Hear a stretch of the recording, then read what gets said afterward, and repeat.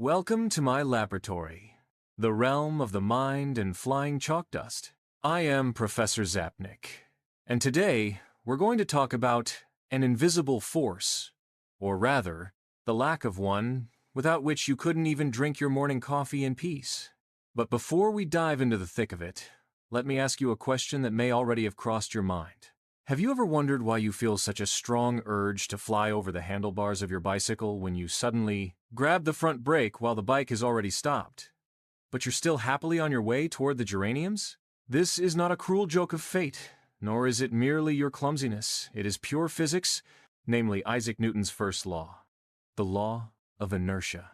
You see, Sir Isaac Newton was a remarkably clever man, and judging by his wig, he probably had an excellent hairdresser as well, who realized that the objects in the universe are fundamentally very comfortable, even downright lazy.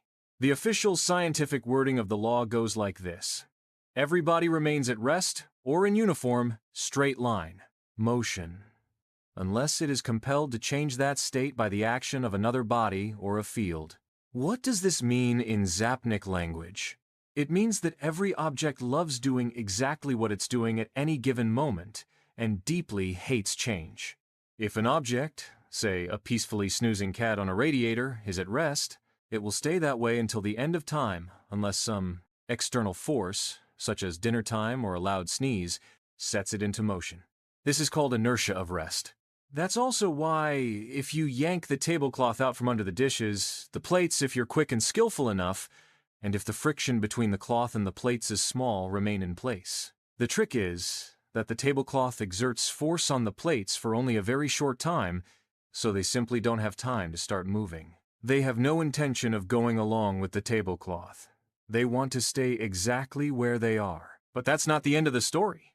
Inertia applies to motion as well. If something is already moving, Newton says it would never, ever want to stop. If you were to throw a tennis ball out of a spaceship into deep space, where practically nothing disturbs its motion, no air, negligible friction, and no nearby celestial body exerting significant gravitational pull, then that ball would continue moving in a straight line at exactly the same speed, even millions of years later. It wouldn't turn, it wouldn't slow down to look around.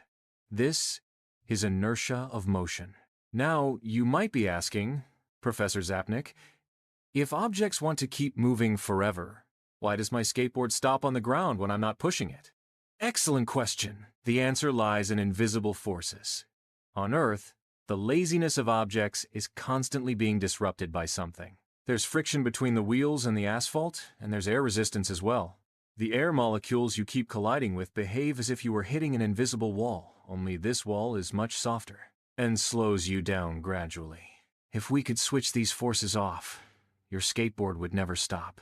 Remember this well.